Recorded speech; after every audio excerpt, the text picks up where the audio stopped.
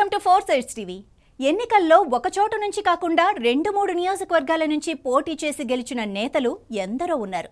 అలాగే పోటీ చేసిన అన్ని చోట్ల ఓడిన వారు ఉన్నారు.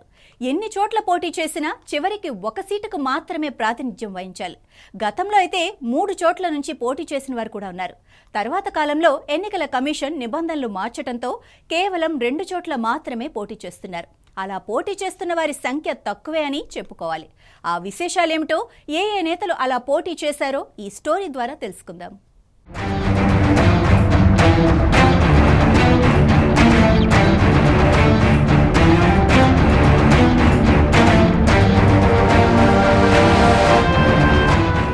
భారతీయ జనసంఘ్ అంటే ఇప్పటి భారతీయ జనతా పార్టీ దేశ రాజకీయాల్లో బలపడేందుకు గట్టి ప్రయత్నాలు చేస్తున్న కాలం అది.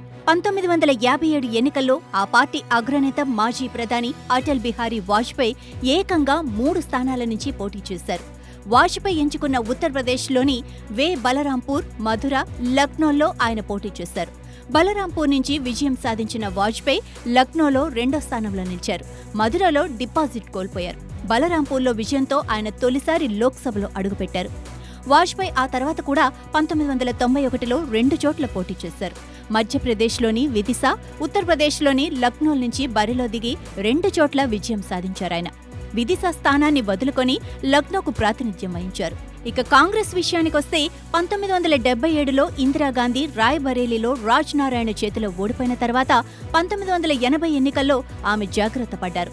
నాటి ఎన్నికల్లో ఆమె రాయ్బరేలీతో పాటు ఉమ్మడి ఆంధ్రప్రదేశ్లోని మెదక్ లోక్సభ స్థానం నుంచి బరిలో దిగారు.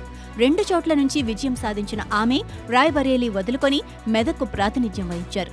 ఇందిర కోడలు సోనియాగాంధీ 1999లో రాజకీయాల్లో అడుగుపెట్టారు. అమేథీ నియోజకవర్గం నుంచి పోటీ చేయాలని భావించారు. 1998 ఎన్నికల్లో అమేథీలో బీజేపీ విజయం సాధించింది. ఈ క్రమంలో ముందు జాగ్రత్తగా సోనియా అమేథీతో పాటు కర్ణాటకలోని బళ్ళారిని ఎంచుకొని బరిలోకి దిగారు. 2 చోట్ల ఒక మోస్తారు మెజారిటీతో గెలిచిన సోనియాగాంధీ తన అత్త ఇందిరా బాటలోనే సాగారు. అమేథీకి ప్రాతినిధ్యం వహించడానికి నిర్ణయించుకొని బళ్ళారిని వదులుకున్నారు. నాటి ఎన్నికల్లో బీజేపీలోని కీలక నేత, ఆనాటి విదేశీ వ్యవహారాల మంత్రి సుష్మా స్వరాజ్ బళ్ళారిలో సోనియాపై పోటీ చేశారు. 56,000 ఓట్ల తేడాతో సుష్మా ఓటమి పాలయ్యారు. 1991 ఎన్నికల్లో ఎల్కే అడ్వానీ కూడా 2 చోట్ల పోటీ చేశారు. ఆయన గుజరాత్లోని గాంధీనగర్, న్యూఢిల్లీ నియోజకవర్గాల నుంచి పోటీ చేశారు. 2 చోట్ల విజయం సాధించిన ఆయన న్యూఢిల్లీని వదులుకొని గాంధీనగర్కు ప్రాతినిధ్యం వహించారు. ఆ ఎన్నికల్లో అడ్వానీ న్యూఢిల్లీ నియోజకవర్గంలో కాంగ్రెస్ అభ్యర్థి సినీ నటుడు రాజేష్ ఖన్నాపై కేవలం 1589 ఓట్ల తేడాతో గెలిచారు.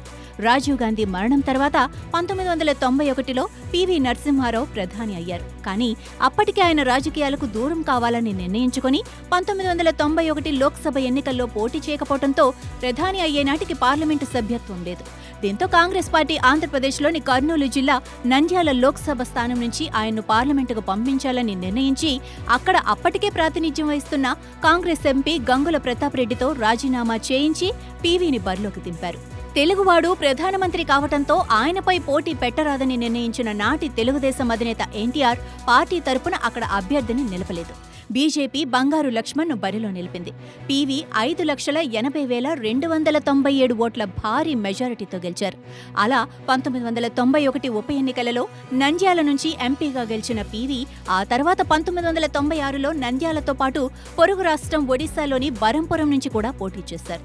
2 చోట్ల గెలిచిన ఆయన నంద్యాలను వదులుకొని బరంపురానికి ప్రాతినిధ్యం వహించారు. జాతీయ రాజకీయాల్లో ఒకప్పుడు కీలకంగా వ్యవహరించిన సమాజ్వాదీ పార్టీ స్థాపకులు ములాయం సింగ్ యాదవ్, ఆర్జేడీ అధినేత లాలూ ప్రసాద్ యాదవ్లు కూడా 2 నియోజకవర్గాల నుంచి లోక్సభకు పోటీ చేశారు. 2014 ఎన్నికల్లో ములాయం సింగ్ యాదవ్ ఉత్తరప్రదేశ్లోని అజంఘర్, మెయిన్పురీల నుంచి పోటీ చేసి 2 చోట్ల గెలిచారు.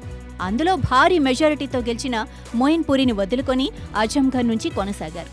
లాలూ ప్రసాద్ యాదవ్ 2009 ఎన్నికల్లో బీహార్లోని సరాన్, పాటలీపుత్రల నుంచి పోటీ చేశారు. అయితే అందులో సరాన్ ప్రజలు ఆయన్ను గెలిపించగా పాటలీపుత్రంలో మాత్రం పరాజయం పాలయ్యారు. 2014 ఎన్నికల్లో ప్రస్తుత ప్రధాని నరేంద్ర మోడీ సొంత రాష్ట్రం గుజరాత్లోని వడోదరాతో పాటు ఉత్తరప్రదేశ్లోని వారణాసి నుంచి కూడా లోక్సభకు పోటీ చేశారు.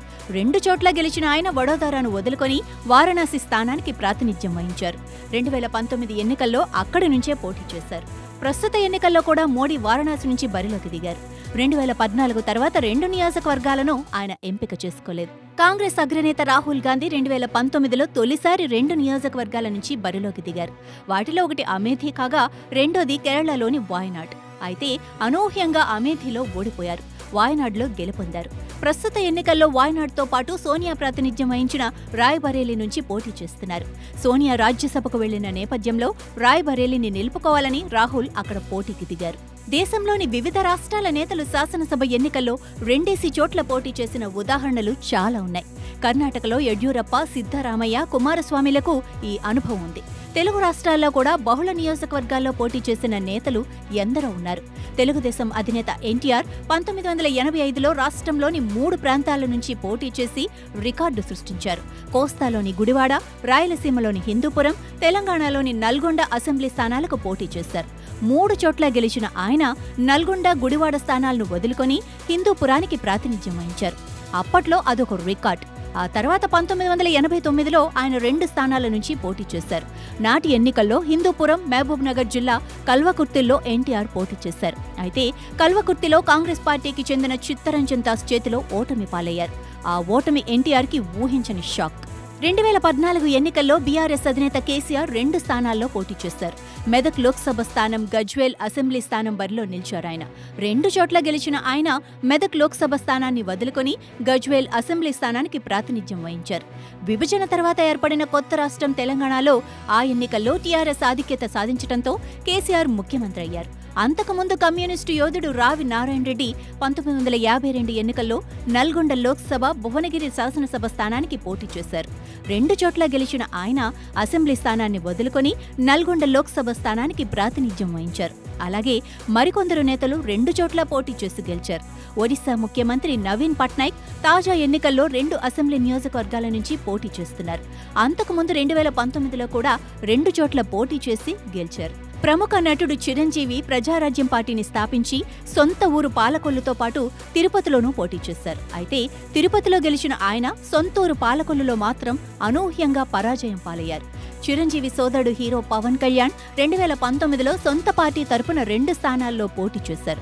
పశ్చిమ గోదావరి జిల్లా భీమవరం, విశాఖ జిల్లా గాజువాకలో పోటీ చేసి పవన్ 2 చోట్ల ఓడిపోయారు. వాస్తవానికి 2 చోట్ల పోటీ చేసే విధానం చెప్పుకోవటానికి బాగానే ఉంటుంది. కానీ 2 చోట్ల గెలిచిన వ్యక్తి ఒక స్థానాన్ని వదులుకోవాల్సి ఉంటుంది. అప్పుడు జరిగే బైపోల్కయ్యే ఖర్చు ప్రభుత్వానికి అదనపు వ్యయమనే చెప్పుకోవాలి. అలాగే ప్రత్యర్థి పార్టీకి భారమే. మళ్లీ పోటీ చేసేందుకు అభ్యర్థిని ఎంపిక చేసుకోవాలి. ప్రచార నిర్వహణ వ్యయాన్ని భరించాలి. 2 సార్లు పోటీ చేయడం అంటే ఖర్చు తడిసి మోపుడవుతుంది. ఈ విధానం మంచిది కాదన్న వారు కూడా ఉన్నారు. 2వ చోట పోటీకయ్యే ఖర్చును ఆసక్తిగల అభ్యర్థి భరిస్తే మంచిదే అనేవారు ఉన్నారు. ఇదివరలో ఈ విధానాన్ని తీసేద్దామని అనుకున్న ఎన్నికల కమిషన్ ఎందుకో ఆ ప్రతిపాదనను విరమించుకుంది.